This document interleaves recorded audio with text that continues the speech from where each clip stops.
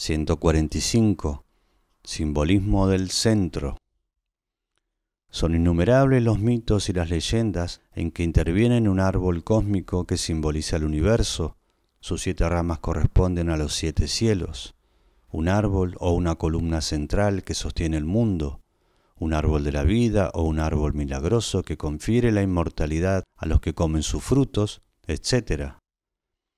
Todos estos mitos y leyendas envuelven la teoría del centro, en el sentido de que en el árbol está incorporada la realidad absoluta, la fuente de la vida y de la sacralidad, y por consiguiente, el árbol se encuentra en el centro del mundo.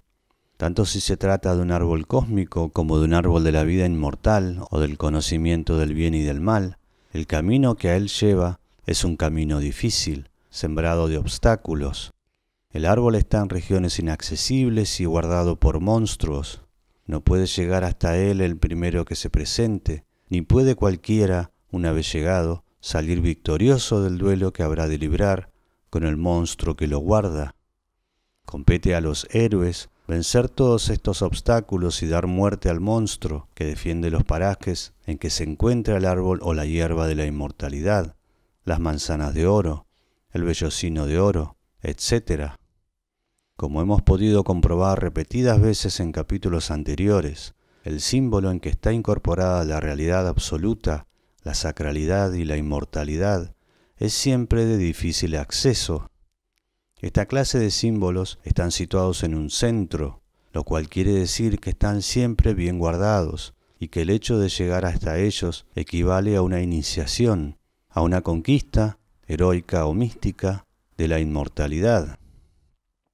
Sin prejuzgar la significación ni la función originarias del laberinto, lo que es indudable es que suponen la idea de la defensa de un centro. No todo el mundo podía pretender entrar en el laberinto y salir de él indemne.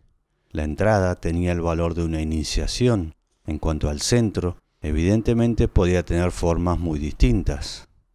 El laberinto podía defender una ciudad, una tumba o un santuario, pero en todos los casos defendía un espacio mágico religioso que no debían violar los no llamados, los no iniciados.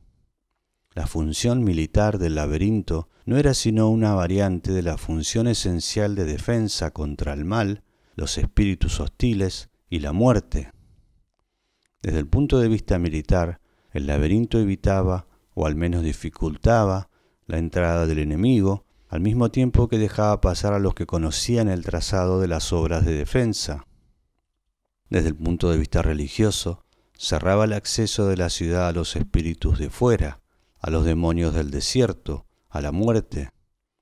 El centro abarcaba entonces el conjunto entero de la ciudad, cuya configuración reproducía, como vimos, el universo.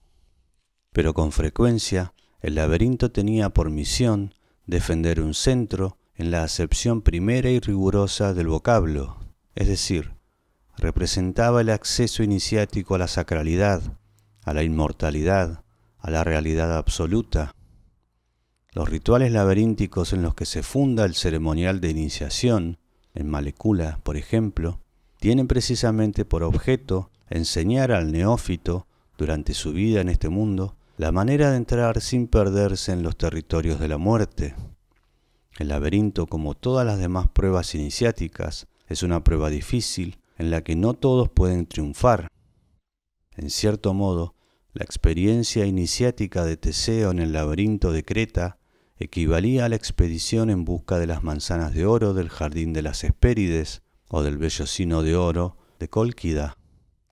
Todas estas pruebas consistían desde el punto de vista morfológico en penetrar victoriosamente en un espacio de difícil acceso y muy defendido, en el que se encontraba un símbolo más o menos claro del poder, de la sacralidad y de la inmortalidad. Pero este itinerario difícil está muy lejos de ser exclusivo de las pruebas iniciáticas o heroicas a que acabamos de referirnos. Aparece en otras muchas circunstancias. Citemos a título de ejemplo las circunvoluciones complicadas de algunos templos, como el de Barabudún, las peregrinaciones a los lugares santos, la Meca, Hardwar, Jerusalén, etc. las tribulaciones de la asceta en busca siempre del camino que le lleve a sí mismo, al centro de su ser, etc.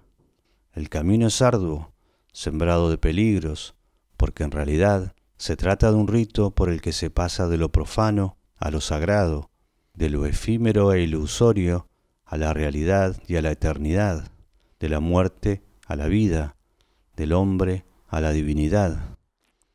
El acceso al centro equivale a una consagración, a una iniciación. A la existencia anterior, profana e ilusoria, sucede una nueva existencia real, duradera y eficaz. Examinada más detenidamente, la dialéctica de los espacios sagrados y, ante todo, del centro, parece contradictoria. Todo un conjunto de mitos, de símbolos y de rituales convienen en subrayar lo difícil que es penetrar impunemente en un centro, y por otro lado, otra serie de mitos, de símbolos y de rituales convienen en que ese centro es accesible. La peregrinación a los lugares santos es difícil, pero cualquier visita a una iglesia es una peregrinación. El árbol cósmico puede decirse que es inaccesible, pero en cambio se puede perfectamente introducir en cualquier yurta un árbol equivalente al árbol cósmico. El itinerario que hay que seguir para llegar al centro está lleno de obstáculos, etc. No obstante, todas las ciudades, todos los templos, todos los habitáculos están en el centro del universo. Penetrar en un laberinto y conseguir salir de él es el rito iniciático por excelencia, y sin embargo, todas las existencias, hasta la menos movida, pueden ser asimiladas al caminar en un laberinto.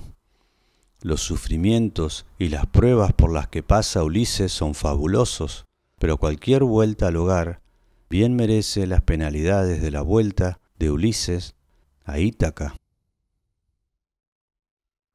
Mircea Eliade, Tratado de Historia de las Religiones, @ audiolibro humano.